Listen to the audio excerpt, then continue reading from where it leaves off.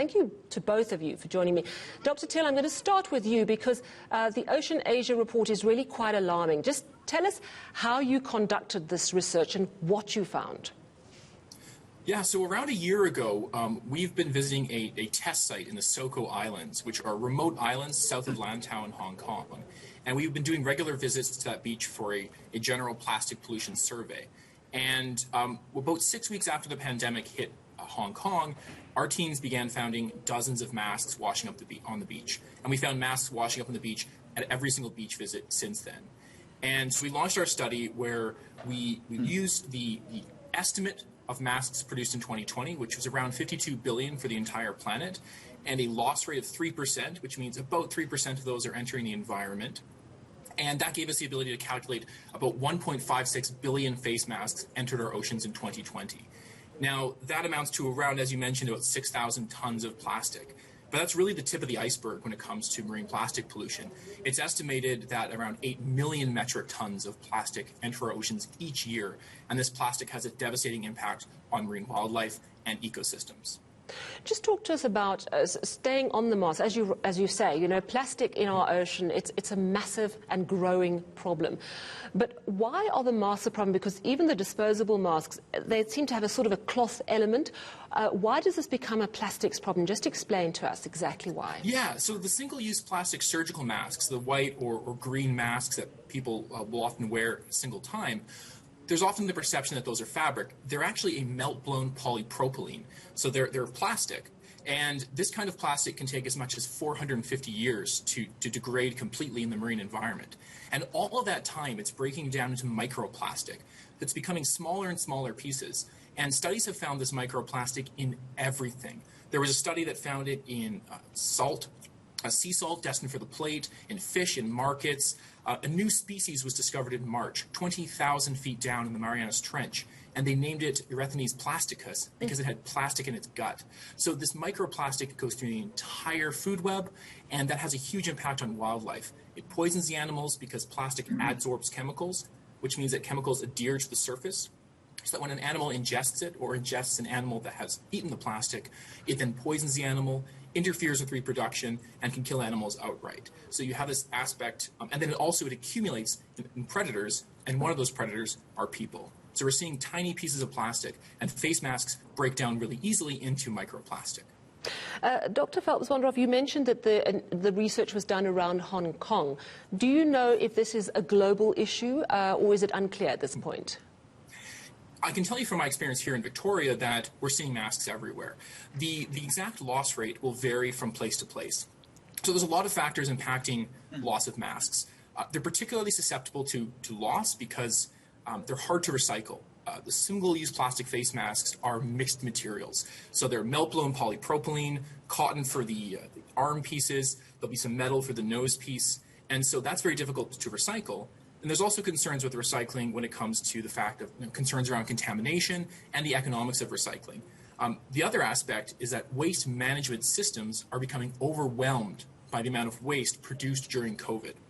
And so in some countries, they will have not the best waste management system where there'll be a lot of loss.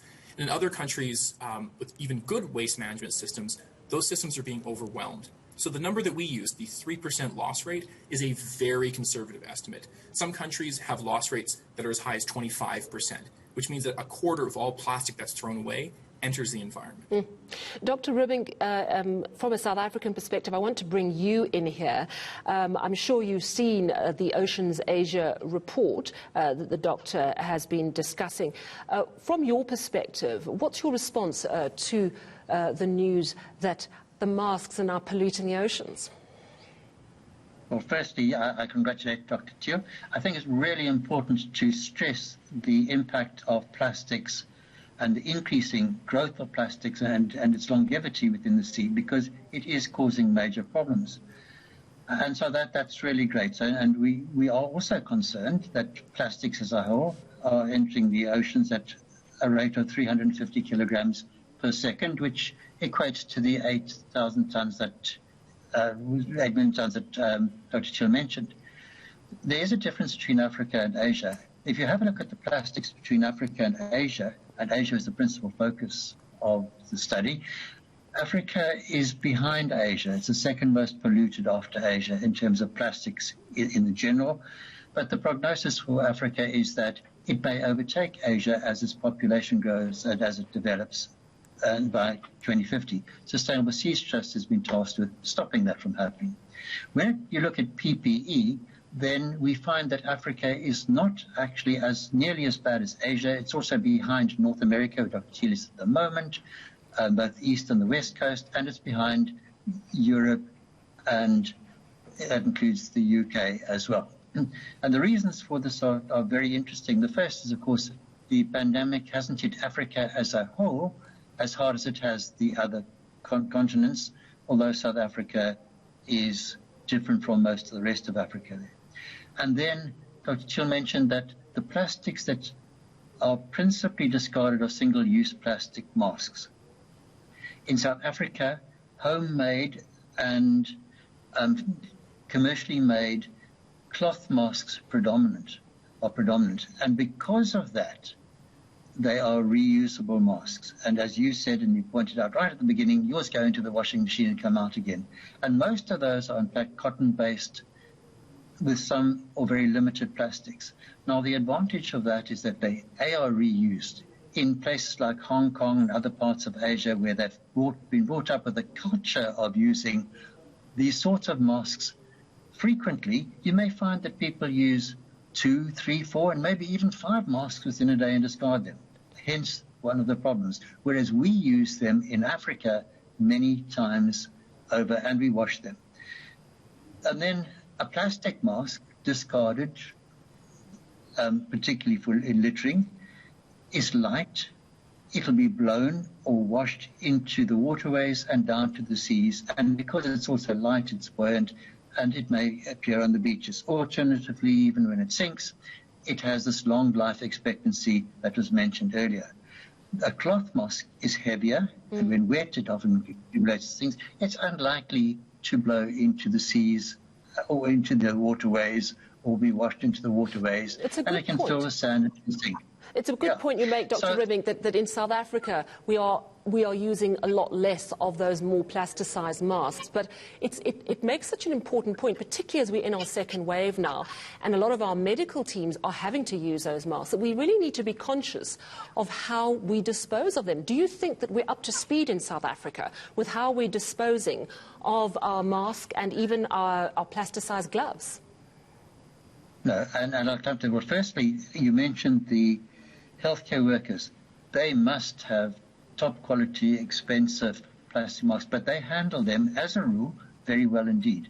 And they're not littered because they are conscious, as everybody should be, that anything which is discarded that has a potential to actually carry and transmit the COVID virus. The COVID virus cannot really live out of the human body, but there are very good reports indicating that it can survive for 3 to 5 days. Therefore, we must not discard it all. And whether we are up to speed or not, no, I don't think that anywhere in Africa are we up to speed. But we are striving towards that, and there are very good initiatives in place, including initiatives led by the United Nations Environmental Programme to draw awareness to the fact that all of our packaging and so forth can actually be COVID contaminated. One's got to assume that what one gets from the supermarket or what one takes home from any shop or even what one receives in something delivered, if it's covered in plastic, if it's got plastic wrapping and so forth, it may be contaminated by the virus, and therefore it is a potential spreader of the virus. And so one's got to, treat oneself at home very carefully.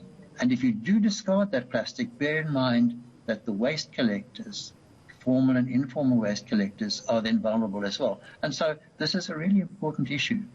Absolutely. And then it's interesting. Yes, very briefly, sorry. It's interesting. We're working with a whole series of countries in Africa, and while there is obviously more masks and other PPE like sanitizing bottles and and wet wipes and so forth appearing, it's not very much. the proportion isn't all that great. On the beaches in 12 countries, it's a very small proportion, generally far less than 10% of what we're finding on the beaches in the countries in which we're working. All right. Well, you know, So not nearly as bad as that. Not nearly as bad, which is encouraging. And also, Dr. Teal Phillips-Bondrov, I saw you nodding furiously while Tony was talking there. So just the final word to you, because of OceansAsia's very important research, just a response and really, and I suppose what we can do. One thing I read is that we need to snip the masks, the loops of the masks, the disposable masks, before we discard them. So just tell us what we as individuals can and should do. Yeah, and that's certainly one thing that people can do. I think the more critical thing to do is to make sure the masks are properly disposed of if you are using a single-use mask. But the advice we're giving people is similar to what Dr. Rubink was saying, which is wear a reusable mask if at all possible. But the bigger problem is that it's not just masks, as we heard, that are being found on the beaches. It's all kinds of single-use plastic. So the critical thing is, in addition to masks, we really need to reduce our use of single-use plastics in general. There are sustainable and reusable alternatives for almost every single-use plastic item that's out there, and they are better for the environment, they're better for us, and we should be using them. So the critical thing is that we work towards reducing our use of single-use plastic. Otherwise, we're going to keep finding it in the oceans. And, you know, it's great to hear that issues in South Africa aren't quite as bad as we're seeing in Hong Kong. Unfortunately, the oceans are global, and so plastic that we find washed up on the beaches here in Victoria could come from Japan, it could come from South Africa. So it's critical that we work collectively to reduce this problem, and that starts with reducing our use of single-use plastic. And so important, the input you've given us. Thanks very much to both of you. That was OceansAsia's Director of Research, Dr. Teal Phillips-Bondrov, who's joining us from Canada. And we were also joined by Dr. Tony Rubink, CEO of the Sustainable Seas Trust here in Cape Town.